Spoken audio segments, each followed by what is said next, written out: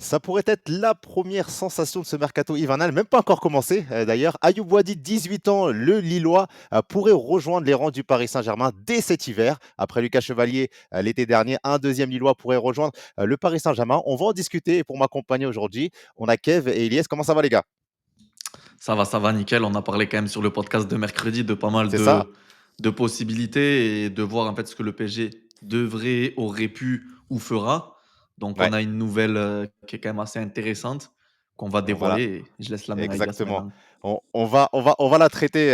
Effectivement, on va parler du profil du joueur rapidement, les amis, ses qualités, sa marge de progression, quelques datas également pour vous donner un petit peu, un peu plus d'ampleur sur ce profil-là. La place de Boadi, si ça a été amené à se faire au Paris Saint-Germain sur la deuxième partie de saison 2025-2026. Et puis, est-ce que c'est une opportunité de marché ou bien c'est une remise en question de la stratégie de recrutement du Paris Saint-Germain depuis cet été? On va commencer donc rapidement. Donc, je disais, Boadi, l'information est sortie un peu plus tôt aujourd'hui de la part d'ESPN Deportivo via Rodra, un des comptes X liés à ESPN Deportivo, qui est plutôt sûr. Donc la source est quand même assez fiable pour ça. Ayoub Boadi, 18 ans, de nationalité française, 1,86 m, un milieu de terrain international U21, 8 sélections jusqu'ici pour un but. Je vais commencer avec toi, Elias, peut-être sur le profil du joueur. C'est quoi ses qualités? C'est quoi, comment tu définirais le profil de Boadi aujourd'hui? Alors déjà, faut essayer de situer un petit peu sa position sur le terrain.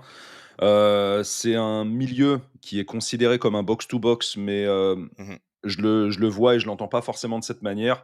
C'est quelqu'un qui est capable de se projeter, mais c'est plutôt quelqu'un qui a tendance, à gérer, la partie basse du terrain, c'est-à-dire essayer Ouais, de contrôler ce qui peut se passer donc à la fois au milieu, et devant sa défense.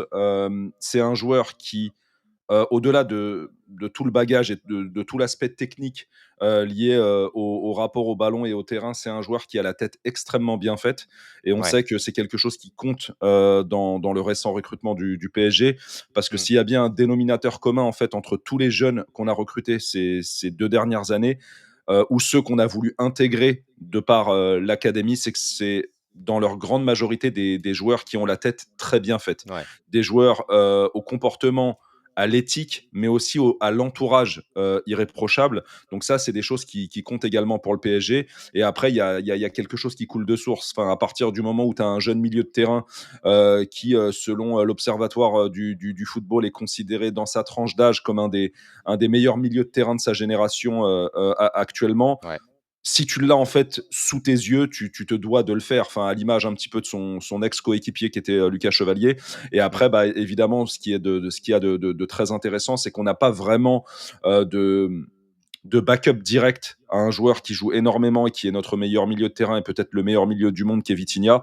Ouais. Donc son recrutement lui permettrait déjà d'une de franchir une étape, de passer évidemment d'un club un peu familial comme celui de Lille à un club à grandes ambitions comme le PSG. On sait qu'il est aussi passé par, on va dire, les jeunes du PSG. C'est un supporter du PSG à la Ouais. base. C'est un Fan du joueur qui n'a PSG, pas ouais. encore qui n'a pas vraiment tranché entre la sélection marocaine et la sélection française. Je vous dis vraiment, c'est une petite parenthèse que j'ouvre et que je referme. Peu importe le choix qu'il fera, je pense que ce sera le bon parce que la génération actuelle du Maroc est exceptionnelle et Mmh. évidemment l'équipe de France c'est une des meilleures sélections au monde. Ensuite, voilà donc le fait de pouvoir justement passer de Lille au PSG, dans un contexte où il ne serait pas immédiatement titulaire, je pense que ce serait la bonne chose. Le PSG est une équipe qui joue à peu près plus d'une soixantaine de matchs par an. Donc, quoi qu'il arrive, il aura du temps de jeu. Et je pense que pour pouvoir euh, grandir, il n'y a pas de meilleur contexte actuel au monde Ouais. en termes de grands clubs qui donnent sa chance à des joueurs comme lui. Donc, je trouve que le recrutement coule de source. Ouais, ouais, clairement, on rappelle, il est avec l'équipe première de Lille depuis la saison 2023-2024. Il s'est installé, qui a 7 saisons comme un titulaire indiscutable de cette équipe. C'est 14 matchs de Ligue 1 cette saison, 4 matchs de Ligue Europa, titulaire vraiment indiscutable. En tout, depuis qu'il a commencé à Lille pardon, c'est 72 matchs et 4 buts. On parlait, Kev, de ses qualités techniques. On en parle effectivement d'un joueur qui est très bon et très à l'aise balle au pied, technique au-dessus de la moyenne, une très bonne vision de jeu également et des qualités de dribble, même s'il occupe un poste qui est plus bas sur le terrain, comme il disait Elias. Il peut jouer à tous les postes de ce milieu, un milieu relayeur, il peut jouer point de basse, il peut jouer également un milieu offensif. Est-ce que c'est un profil qui te plaît à toi, Kev? C'est un profil dont qu'on avait vachement évoqué l'année dernière, notamment cet été, par rapport à ses performances dans les grands matchs que Lille a pu effectuer l'année dernière, notamment face au Real de Madrid, face à l'Atlético. Il avait quand même sorti à chaque fois des perfs qui étaient hyper intéressantes. Par contre, moi, je mets une petite réserve. C'est un joueur que j'aime beaucoup en Ouais. termes de profil. Mmh. Est-ce qu'il serait Luis Enrique compatible? Ouais. J'en suis pas sûr à 100%. Quand je dis j'ai mis une petite réserve, c'est un joueur qui est bon techniquement, qui a une bonne vision de jeu. Mais aujourd'hui, dans ce PSG-là, être bon techniquement, avoir une bonne vision de jeu ne suffit pas forcément. Et j'insiste, ça ne veut pas dire que le joueur est pas bon. En termes de qualité, comme tu l'as cité, et Ilias l'a dit, c'est à son âge sûrement l'un des milieux de terrain les plus prometteurs, si ce n'est peut-être. C'est comme ça euh, qu'il est considéré en tout cas. il Ouais. est top 5 pour moi et il n'est Mmh. pas cinquième. Cependant, Ouais. moi, en tant que spectateur, si je me mets en tant que personne neutre, spectateur football, je l'aurais beaucoup plus vu se projeter en première ligue. Hem, Moi, je le vois moins se positionner dans ce PSG-là aussi en tant que relayeur. Mmh. Oui, il serait un excellent backup de Vitinha devant la défense parce que c'est là où je trouve qu'il excelle le plus. Mais j'arrive pas à me projeter avec lui en tant que relayeur, un joueur qui va se projeter énormément entre les lignes, être en capacité de tout le temps interchanger avec ses coéquipiers. Je vois vraiment en lui une réelle sentinelle, pas à l'ancienne, mais une sentinelle moderne, pas mal avec le ballon, mais surtout très fort défensivement sur la gestion des espaces défensifs, où là, je le trouve excellent et Mmh. bien meilleur que sur l'aspect technique qu'on a un petit peu évoqué précédemment. Je peux peut-être me tromper, mais sur les matchs Mmh. que j'ai pu voir de Ayoub Boadi, c'est là où je le trouve vraiment excellent. Là où Vitinha est moins bon, un Boadi défensivement comble et couvre un nombre d'espaces laissés libres. Il est très très fort là-dessus. Par contre, je Mmh. le Bah, redis et je l'ai déjà vu passer plusieurs fois, hein. ouais, ouais. Est-ce que ce joueur, sur l'aspect réellement technique, euh, est capable de s'adapter à ce PSG-là? C'est très difficile au milieu de terrain. Mmh. Je dis Ouais, pas ouais, ouais. qu'il ne peut pas. Je mets une petite réserve. Bah, c'est OK, ça, Kev. c'est Oui. intéressant. Attends, juste, ouais, juste Ouais, pour vas-y. visionner, parce qu'on va parler un petit peu de la marge de progression. Ça peut partir de la marge de progression. On parle d'un joueur, hein, et c'est souvent, en tout cas, du côté des UK, là, outre-Manche, on parle d'un joueur, ça peut être un baby Caicedo. C'est un petit peu comme ça qu'on le surnomme, de par un physique animal, hein, on va pas se mentir, mais également un QI football qui est super intéressant. Et les spécialistes vont te dire justement qu'à 18 ans, sous Lucho et aux côtés justement d'un tel Bien coach, il sûr. pourrait progresser et justement passer ce step supplémentaire. Qu'est-ce que tu en penses, Ilyes? Absolument. Et d'ailleurs, tu sais, il y a un aspect sur lequel, en fait, il peut progresser. Moi, justement, l'aspect défensif qu'a évoqué Kev, il est indispensable. Je trouve qu'on manque un petit peu de ce type de profil dans notre PSG actuel. La sécurité Mais après, défensive de notre milieu de terrain, elle est voilà, importante. elle est très importante parce que finalement, Mmh. il ferait office un petit peu d'avant-dernier rempart avant Bien le sûr. gardien. Donc, c'est très important d'avoir, notamment pour ta structure défensive, un joueur de ce type de profil qui va allier à la fois la taille, le physique, qui va se développer encore, mais aussi le La cerveau. tête. Mmh. Parce que on le voit, tu vois, par exemple, c'est tout récent, mais Caicedo est devenu une référence à ce poste-là. Mais tu vois, il y a quelque chose qui rapproche en plus les deux joueurs en matière d'événements ces derniers temps, c'est que les deux restent sur un carton rouge. Donc en Ouais. fait, voilà, il y a une espèce de proximité à ce niveau-là. En revanche, il y a une stat qui peut paraître étonnante, mais qui dépend aussi à la fois du contexte et de l'environnement dans lequel tu joues, parce que des fois, il y a certaines stats que tu ne peux pas forcément faire dans un écosystème comme celui du LOSC. Par exemple, il y a une stat sur la base de laquelle on avait recruté Ilia Zabarni l'été dernier, c'était ses passes progressives. On avait fait d'ailleurs une vidéo avec Kevzor Ouais. l'été dernier pour évoquer le sujet. Si vous allez voir le taux et le pourcentage statistique des passes vers l'avant et des passes progressives de Ayoub Boadi, c'est pas énorme. Mais Non. après, il y a évidemment les chiffres et il y a évidemment ce que l'on voit sur le terrain. Et évidemment, pour faire des passes progressives, il faut aussi qu'il y ait quelque chose qui s'articule autour de toi. Et on ne peut Autour, pas bien sûr. dire que le LOSC de Genesio soit voilà, une équipe qui te permette aussi d'aller extrêmement de l'avant. En revanche, Mmh. il y a énormément de cases qui sont cochées. Et c'est bien de pouvoir justement se pencher sur ce type de profil qui, selon moi, manque au PSG.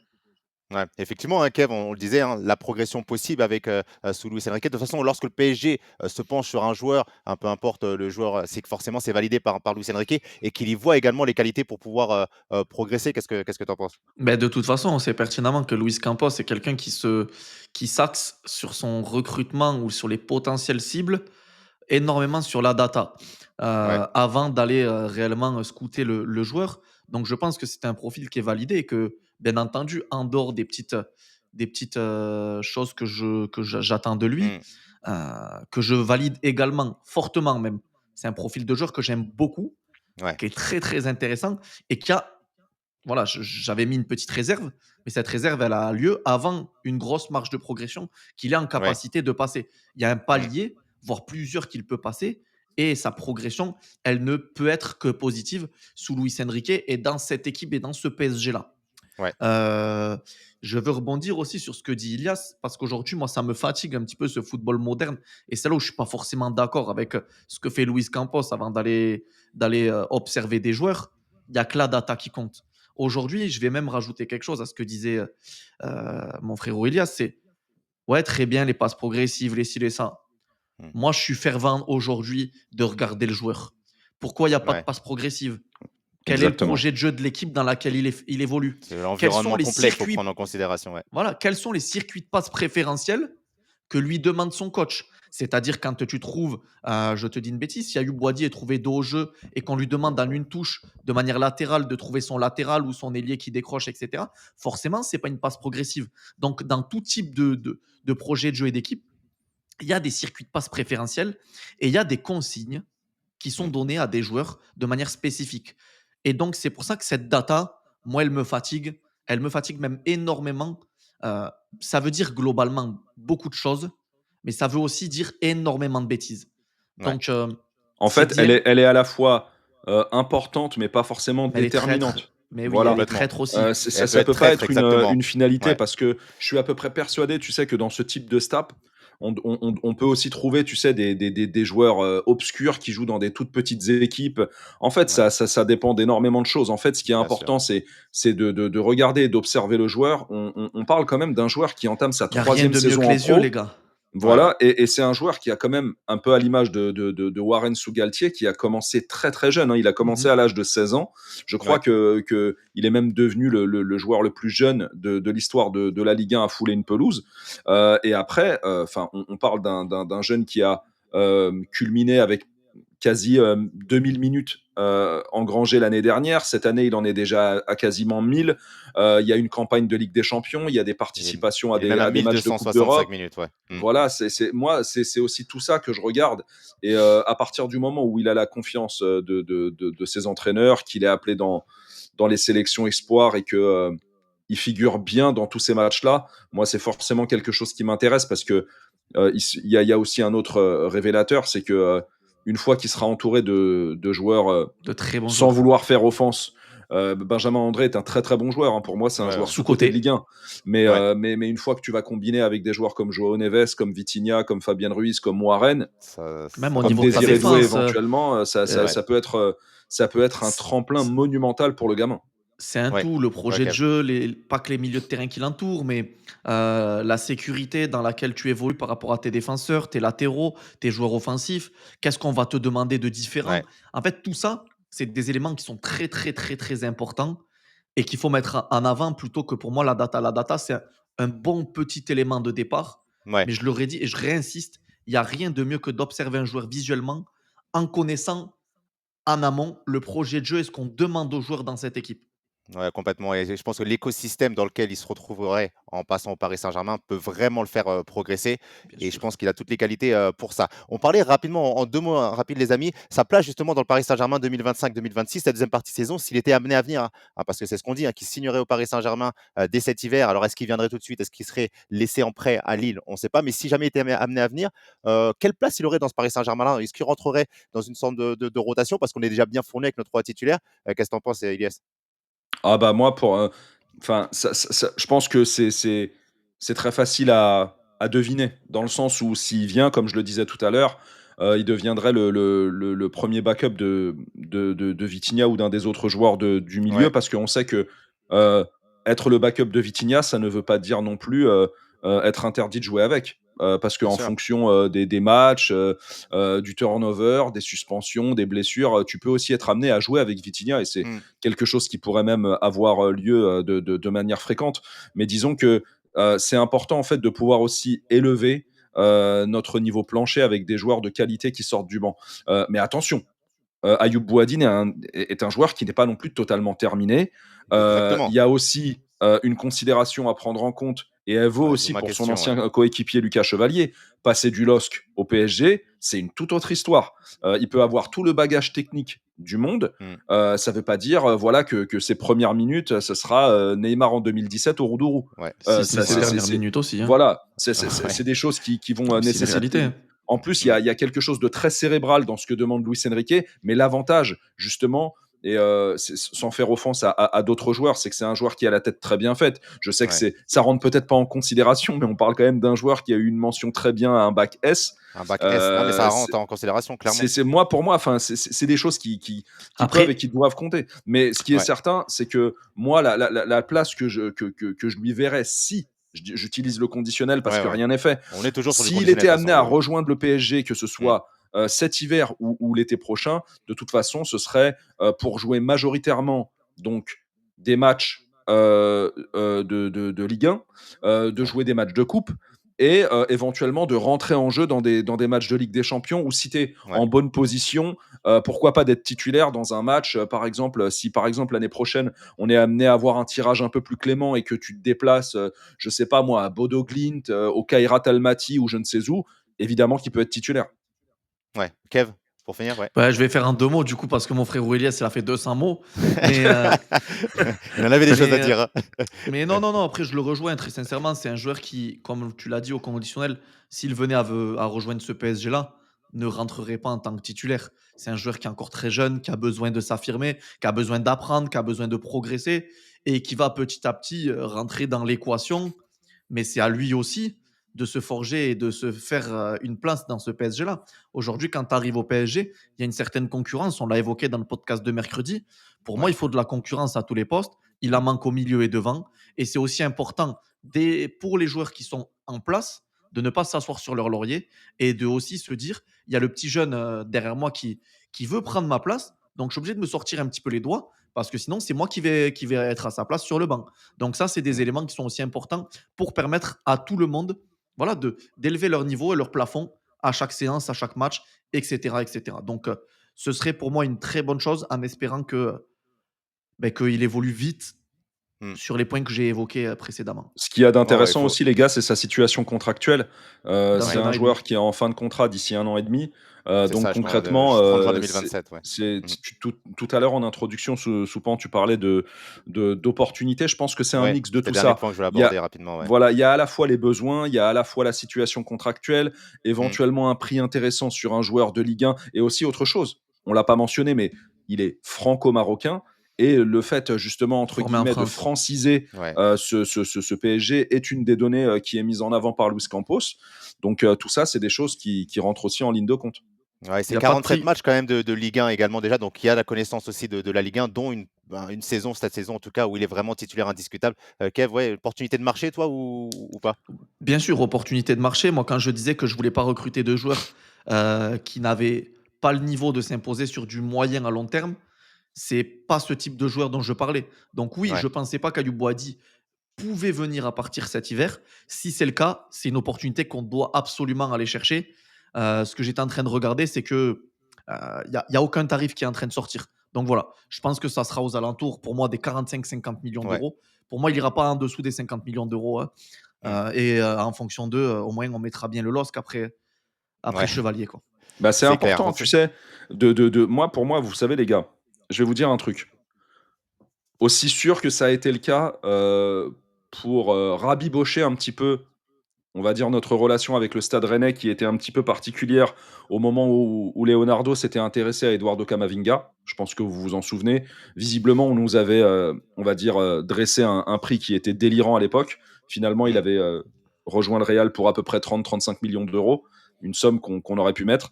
Mais ce que je veux dire, c'est que c'est important de bien s'entendre avec les Les clubs français, très bons Ouais, ouais, clubs c'est français. sûr. qui C'est-à-dire forment très que bien. Les bons avoir clubs formateurs, surtout, Voilà, c'est ça. exactement, français. Rennes et avoir Lille, par en l'occurrence. exemple de Ouais. bonnes relations à la fois avec le LOSC, avec le Stade Rennais, avec l'Olympique Lille, Lyonnais, ouais, dedans, tu l'as dit, Marseille, ouais. c'est Monaco. très important. Et je te Ouais, dirais même avec tout le monde, parce que c'est le championnat domestique. Et même si on est considéré comme le grand méchant loup, c'est important qu'on puisse aussi entretenir de bonnes relations diplomatiques avec ces clubs, parce qu'un jour ou l'autre, si tu veux aller chercher un Boadi, un Tati à Nantes ou le jeune défenseur René Jacquet, Jacquet, ouais. tout ça, c'est très important d'entretenir ces relations. C'est sûr. Et Ouais, effectivement. En tout cas, on va suivre ça de près. Les amis, on rappelle l'information du jour, hein, la possible signature prochaine de Ayoub Wadi, hein, du côté du Paris Saint-Germain, joueur qui est fan du PSG et qui évolue actuellement au LOSC. On like, on partage, on s'abonne, les amis, pour avoir les informations de tous les transferts qui vont arriver également pour le mercato hivernal. D'ici là, portez-vous bien et allez Paris. Ciao. Salut! ciao les gars.